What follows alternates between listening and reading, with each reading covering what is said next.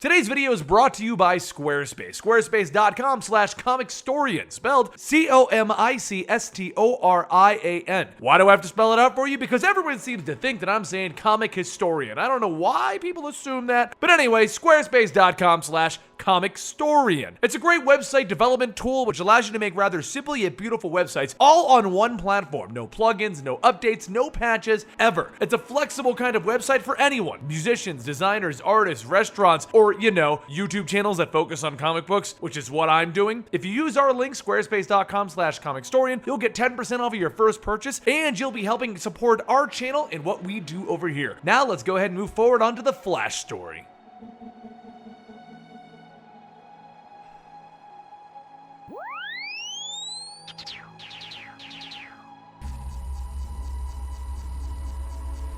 Welcome to the Complete Story Series. This is where we take your favorite trade paperbacks and single issues and we break them down into digestible bites to help you understand. Then we read it dramatically back to you. All alterations to the panels, text, and images are to prevent copyright problems, and all art is owned by its respective companies. Now, this is another Throwback Thursday that you guys have asked for a dozen times, but it will take a small amount of explanation as we're going through, as there are a lot of characters and events that aren't referenced in current comics. This is the original Flash Rebirth in 2009, which was an attempt by Jeff Johns to add to the Flash mythos to the point that you could basically compare it to the Green Lantern mythos or the Superman mythos or the Batman mythos. And I personally think he did an amazing job. Now we're gonna have to go all the way back to the original Crisis on Infinite Earths. In this story, Barry Allen was a huge threat to the villain Anti-Monitor, and in the final battle, he made the ultimate sacrifice of a hero. He killed himself defeating the villain. As literally 20 years go by, Barry Allen is revered as one of the greatest speedsters in the Flash family. The Flash family itself moves on in those 20 years, with Jay Garrick being the original Flash and Wally West becoming the most popular Flash. But others eventually joined the fray, such as Jesse Quick and Bart Allen, though Bart Allen did die in his own rather heroic end.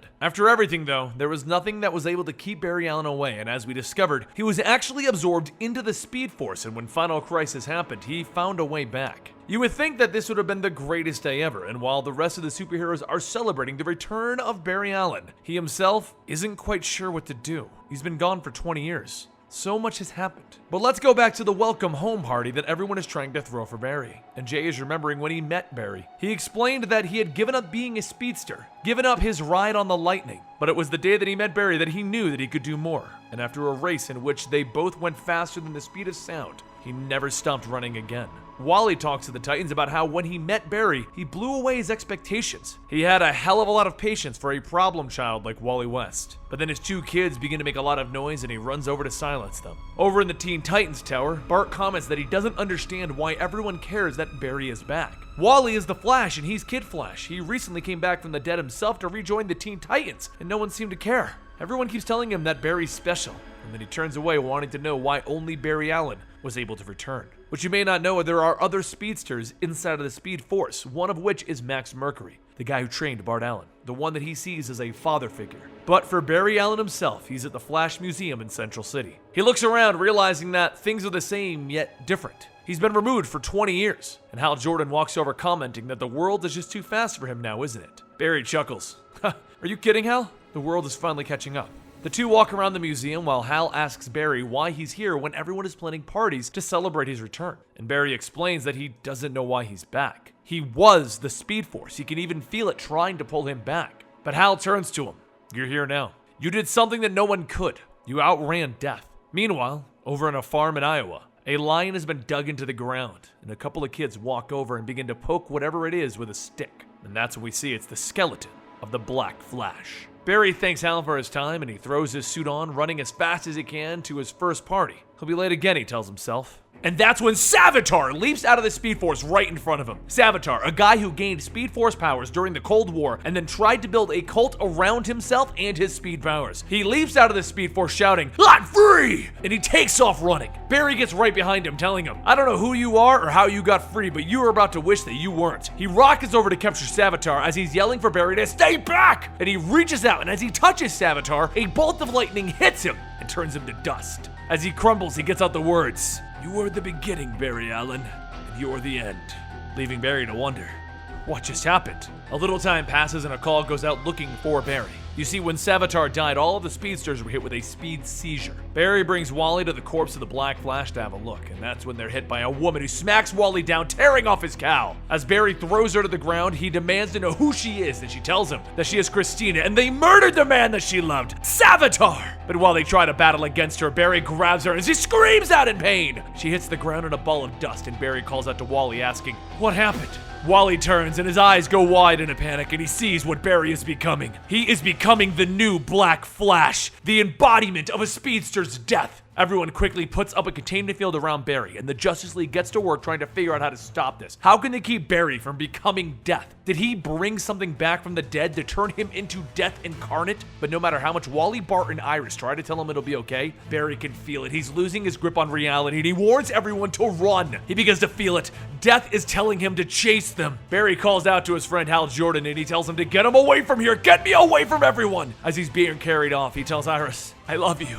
And just as the Justice League gets Barry into the sky, the speedster Lightning begins to strike down directly on him. Crack-a-goom! Lightning is hitting him, harming his friends, and the force of death telling him to chase his fellow speedsters is too much. Barry knows what he has to do. He leaps out of the containment field and he begins to run. He runs as fast as he can. It's time to return to the Speed Force. Superman runs alongside him, telling him, "Stop, you can't do this again. The League has already lost to Aquaman and Martian Manhunter at this point. We can't lose you again, Barry." And Barry ignores him, running even faster. Superman tells him, "Don't you remember, Barry? I've raced you before, and I've even won some of those races." And Barry looks right at him. "Those are for charity, Clark." And boom! He leaves Superman in the dust. He runs faster and faster, thinking about everything that he's leaving, everyone that he's saving. This is for the best. He wasn't supposed to return. He is death incarnate right now, and that shows you exactly how he isn't supposed to be here. And as he's being drained of his life force, he thinks to himself, "If I remember Iris, I'll be okay. It'll all be okay." He keeps barreling, going into his own past, seeing how he got his powers. He sees the death of his mother. He sees his own research. He sees the day that his father got accused of murder. He sees his own birth, and then he can't remember her name. He can't remember Iris. He cries out, panicking, "I'm losing myself to the Speed Force!" And then another voice calls out to him. "Her name is Iris West, and your name is Barry Allen. Say it. Remember it." Barry weakly says it out, trying to remember.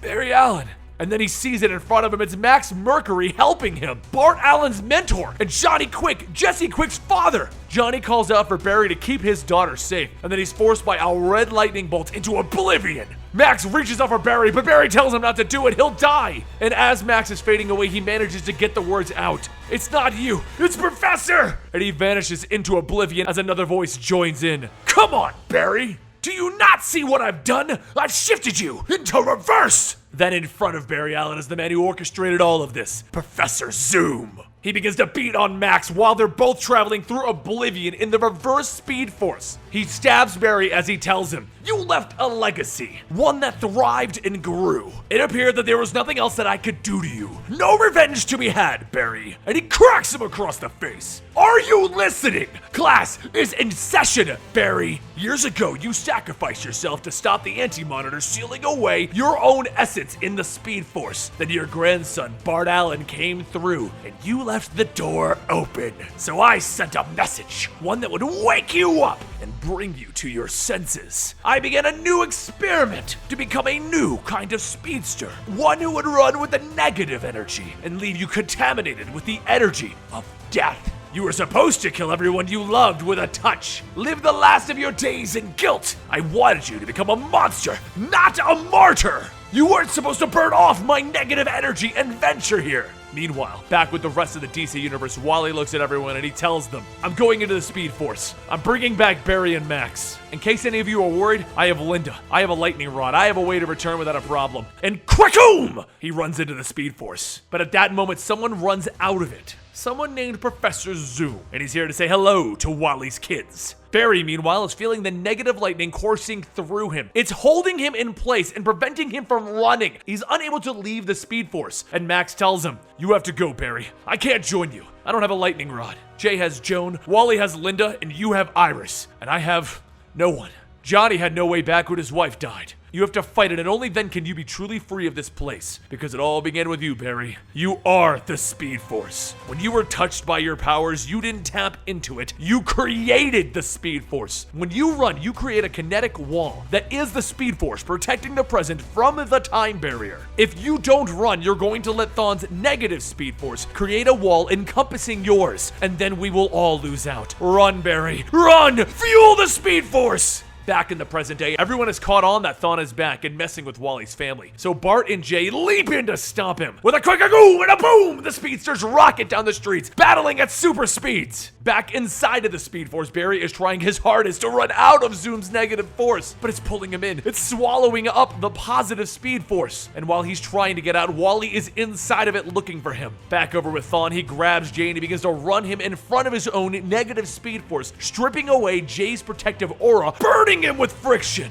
Bart runs over, pulling out the burning up Jay, and then he begins to battle against Thawne. Thawne quickly overpowers him, throwing him down, but back inside of the Speed Force, Wally finally reaches Barry, and he sees him breaking through, but it's too much. Thawne is running right now, making his negative Speed Force. So Wally grabs a hold of Barry, and he reaches out for Max, telling him, Max, you got a lot of race left in you. Then pulling them all out, all three of them run! Back in the real world, Thawne gets ready to stab into a dying Bart Allen, and that's when Kakagoom! Everyone is out of the Speed Force, and Max says hi, while Bart is smiling. Max! Thawne looks out in front of him, and he sees Max, Jay, Wally, and Bart. And just when he's beginning to figure out his plans, behind him he hears it. I'm back, Thawne, and this time it's on my terms. Barry runs in, leading the charge with Wally and Bart grabbing each of Thawne's arms so that Barry can drop kick him with super speed. Jay then flings his helmet, catching it, setting off a sonic bomb that hurls Thawne through a billboard. As Max and Bart run in to follow up, his supersonic snaps of his fingers throws them down. He then throws car parts at Barry, asking him, "What's my MO, Barry? You're a cop? Because this isn't my whole plan."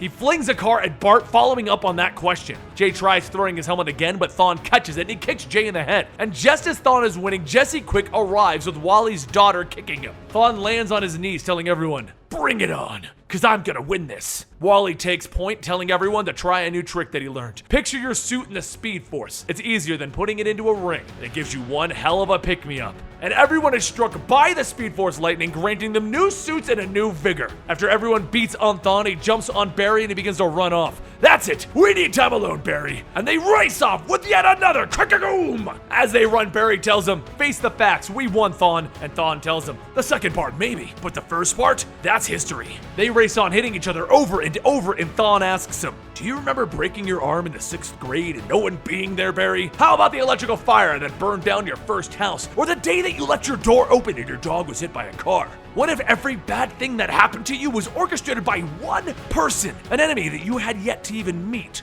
Barry thinks about it. "I opened the door. I started the fire. And I pushed you down the stairs." Lightning courses through Barry as he realizes what this means. "You did it, didn't you?" And Thawne smiles. "Yes, I murdered your mother, Barry." Back and forth they go with Thawne taunting him, and Thawne tells him, "I do have one more shot at this. There's one thing that you kept chanting over and over. As long as I remember Iris, it'll be okay." Well, what if you two never dated? Or even met? What if she died and I made you forget? As Thawne leaves Barry in the dust, he begins to stumble and fall, but that's when Wally runs alongside him, picking him up and helping him keep going. Barry explains Thawne's plan, and the two of them begin to race through the time stream, an ability that neither of them have shown before to have any real full control over. But when they have a purpose like this, they run through it. And back in time, early in Iris's life, there is a Krakagoom! And Thawne leaves out of the time stream with his blade ready to murder her. And in an instant, both Wally and Barry arrive to stop him. Barry grabs onto him and hits speeds unbeknownst to him before, running Thawne back to the current day, telling him, "Thanks to you, I learned a lot about myself in the Speed Force. I realized that you never had your own lightning rod, Thawne, so I'm gonna help you with that." He runs Thawne back to the current day, where he throws him into the containment field, and bolts of lightning dive straight into him, draining him of the negative Speed Force. Now drained of his abilities, Thawne hits the ground unconscious, and Barry looks at Bart. "Let's try this again." Central City continued to celebrate Flash Day, the return of their hero, and Barry Allen finally felt like he belonged to the world. And then, at the Justice League welcome home party, in true fashion, they cut the cake without Barry, as he ran in with a smile. "Hey guys, sorry I'm late."